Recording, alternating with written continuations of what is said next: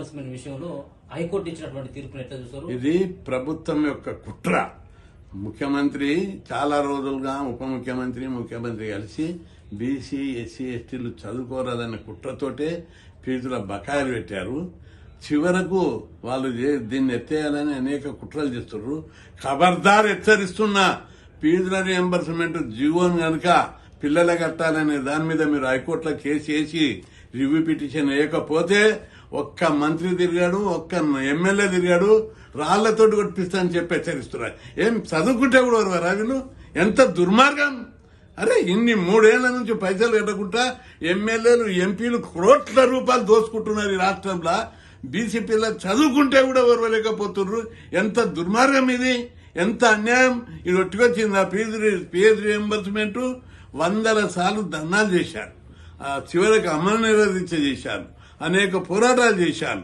అప్పటి ముఖ్యమంత్రి రాజశేఖర రెడ్డి గారు ఎంతో ఉదాత్తమైన మనసుతోటి ఈ పేద కులాలు చదువుకోవాలనే ఉద్దేశంతో మొత్తం ఫీజు ప్రభుత్వమే భరిస్తుందని జీవో తీసుకొచ్చారు. ముఖ్యమంత్రి గారు ఓర్వలేకపోతున్నారు. రేవంత్ రెడ్డి ఖబర్దార్ హెచ్చరిస్తున్నా, ఫీజులకు బకాయిలకు లేవా డబ్బులు? భూములు అమ్ముకుంటావు, అప్పులు తెస్తావు, కానీ ఒక 4-5 వేల కోట్లు ఉన్నటువంటి ఫీజుల బకాయిలను 10,000 కోట్లకు తెచ్చారు. అన్ని అపోజిషన్ పార్టీలను కూడా హెచ్చరిస్తున్నా, మీరు అందరూ ఇటీవల అసెంబ్లీలో ఒక్క ప్రతిపక్ష పార్టీ ఫీజుల రీఎంబర్స్మెంట్ మీద వాకౌట్ చేయలేదు, బైకాట్ చేయలేదు. ఎంత దుర్మార్గం! పార్టీలు అన్ని అమ్ముడు పోతున్నాయి, ప్రజా సంఘాలు అమ్ముడు పోతున్నాయి. బీసీ పిల్లలు చదువుకుంటుంటే వీళ్ళందరూ కూడా చాలా దుర్మార్గంగా చివరకు కోర్టులో ప్రభుత్వం సరైన వాదనను వినిపించక ప్రభుత్వ అడ్వకేట్ను ఇమ్మీడియట్ గా డిస్మిస్ చేయాలి. ఏం వాదించిండు అడ్వకేట్ జనరల్? ఏం వాదించిండు? ఫీజుల జీవో వచ్చినప్పుడు, దాని మీద చర్చకు వచ్చినప్పుడు మేము ప్రభుత్వం ఇస్తామని చెప్పి హామీ ఇవ్వాలి. జీవో ఉంది, జీవో నెంబర్ 50, జీవో నెంబరు 18 స్పష్టంగా జీవోలు ఉన్నాయి. ఆ జీవోలు ఉండగా ఎట్టి పరిస్థితుల విద్యార్థుల దగ్గర వసూలు చేయొద్దని జీవోలు ఉంటుంటే వీళ్ళేమో తమాషా చేస్తున్నారు. దుర్మార్గులు! పేద కులాలు మీరే ముఖ్యమంత్రులు, మీరే ఎమ్మెల్యేలు, మీరే చైర్మన్లు, మీకే ఆ కాలేజీలు, అన్ని దుర్మార్గులు. మా పేద కులాలు చదువుకుంటే కూడా ఓర్వలేకపోతున్నారు. కడుపు రగులుతుంది. ఇది ఒట్టికొచ్చిన స్కీమ్ కాదు, ఎన్నో ఉద్యమాలు చేస్తే సాధించిన స్కీము. ఈ స్కీమ్ సాధించిన తర్వాత పేద కులాలు చదువుకుంటున్నాయి. ఈరోజు దీని ప్రభావం వల్ల పేద కులాలు చదువుకోవడం వల్ల ఈరోజు మన రాష్ట్రంలో సమాజంలో విప్లవాత్మకమైనటువంటి మార్పు వచ్చింది. ఆ మార్పు చూసి భరించలేకపోతున్నారు. మొన్నసారి రెడ్డి సంఘం వాళ్ళు, వెలమ సంఘం వాళ్ళు, అన్ని కుల సంఘాలు తోటి మాట్లాడుతూ మంత్రులే మాట్లాడుతున్నాయా, అయ్యా ప్రతి ఒక్కరు చదువుకుంటే లేబర్ పని ఎవరు దొరుకుతారయ్యా? ఈ కృష్ణయ్యకి ఏం పని లేదు.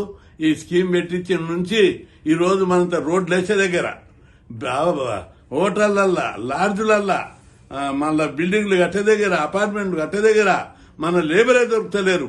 2 ఏళ్ల దాకా మన లేబరే ఉండే. ఈ మధ్య ఈ ఫీజు రీఎంబర్స్మెంట్ ప్రభావం వల్ల లేబర్ దొరకలేదు. మొత్తం బీహార్, ఒరిస్సా, ఛత్తీస్గఢ్, ఉత్తరప్రదేశ్కి లేబర్ తీసుకురావాల్సి వస్తుంది. అందుకే ఈ స్కీమ్ ఎత్తేయాలి. ఈ స్కీమ్ ఎత్తేస్తేనే మళ్ళా బీసీలు కూలినాలు చేసి బతుకుతారని చెప్పి దశల వారీగా ఫీజుల స్కీమ్ ఎత్తేయాలి. ఆ తర్వాత గురుకులాలు ఎత్తేయాలి. ఆ తర్వాత హాస్టల్ నిర్వీర్యం చేయాలి అని చెప్పే కుట్రతోటి ఈ విధంగా చేస్తున్నారు. ఈ వైఖరి మార్చుకోకపోతే తప్పనిసరి పెద్ద ఎత్తున విప్లవం వస్తుందని చెప్పి హెచ్చరిస్తున్నారు. ఇంజనీరింగ్ కాలేజీలకి 7,500 కోట్ల రూపాయలు 4 ఏళ్ళుగా పెండింగ్ లో ఉన్నాయి. అట్లాంటిది కేవలం 600 కోట్ల రూపాయలు మాత్రమే చెల్లించింది. దీన్ని ఎట్లా అర్థం చేసుకోవాలి? అంటే ఉద్దేశపూర్వకంగా ప్రభుత్వం, రాష్ట్ర ప్రభుత్వం, ముఖ్యమంత్రి, ఉప ముఖ్యమంత్రి, అందరి మంత్రులు అత్యంత దుర్మార్గంగా ఫీజులకు బడ్జెట్ లేదా వీళ్ళు కుంభకోణాలు చేయడానికి ఏం బడ్జెట్ ఉంటుంది? మన మూసి సుందరీకరణకు 150,000 కోట్లకు బడ్జెట్ ఉంటుంది. 4th సిటీకి బడ్జెట్ ఉంటుంది. ఫ్లైఓవర్లు కట్టనీకే బడ్జెట్ ఉంటుంది. ఫ్లైట్ కొననీకే బడ్జెట్ ఉంటుంది. మంత్రివర్గ విమానంలో తిరగనీకే బడ్జెట్ ఉంటుంది. ప్రతిదానికి బడ్జెట్ ఉంటుంది. రెండవది, ముఖ్యమంత్రి ఒకటి కొత్త ఇంటిగ్రేటెడ్ స్కూల్ అని పెట్టాడు. దానికి 10,000 కోట్ల బడ్జెట్ లేనే లేదు. బడ్జెట్ ఎక్కడికి వెళ్ళి తెస్తావు?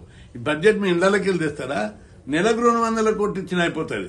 దీన్ని ఇట్లా కాకుండా తెలివిగా, కుట్రపూరితంగా అందరూ తెలివిగా ఆలోచించి డైరెక్ట్ గా ఈ స్కీమ్ తీసేస్తే పెద్ద ఎత్తున గొడవ అవుతుంది, ఎమ్మెల్యేలను మంత్రులను రాళ్లతోటి కొడతారు ప్రజలనే ఉద్దేశంతో దీన్ని కోర్టులో వీళ్ళే కేసు చేపించి పైసలు పిల్లల దగ్గర వసూలు చేస్తారు.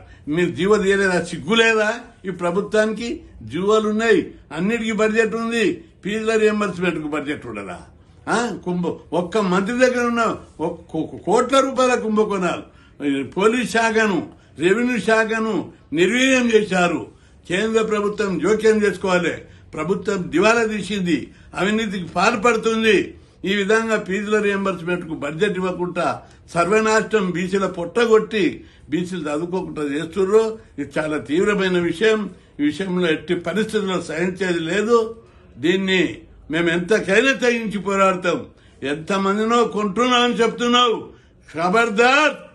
2 కోట్ల మంది బీసీలను కొనలేవు. అందుకే హెచ్చరిస్తున్నాం. కొంతమందిని కొనవచ్చు, కొంతమందిని నీళ్లు నోరు మూయించవచ్చు. ప్రజలకు సంబంధించింది, సమాజానికి సంబంధించింది. నువ్వు ఇచ్చే వారితో కొందరు లక్షాధికారులు కావచ్చు, కానీ ఈ స్కీములు తీసేస్తే వచ్చేది ప్రజల నుంచి వచ్చే విప్లవం.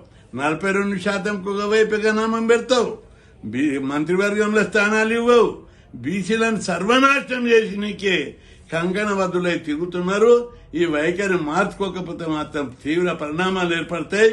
చివరకు ఎంతో మంది అమర నిరాహార దీక్ష చేస్తారు. నేను కూడా అమర నిరాహార దీక్ష చేస్తా.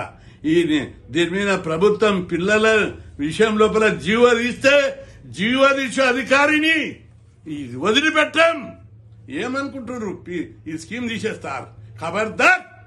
ఈ జడ్జిమెంట్ అంటే వీళ్ళు అడ్వకేట్ జనరల్ చెప్పిండు కాబట్టి జడ్జిమెంట్ వస్తుంది. ఇప్పుడు మళ్ళా ప్రభుత్వం వెంటనే దీని మీద రివ్యూ పిటిషన్ వేసి తన వైఖరి అడ్వకేట్ జనరల్ వెంటనే రాజీనామా చేయాలి.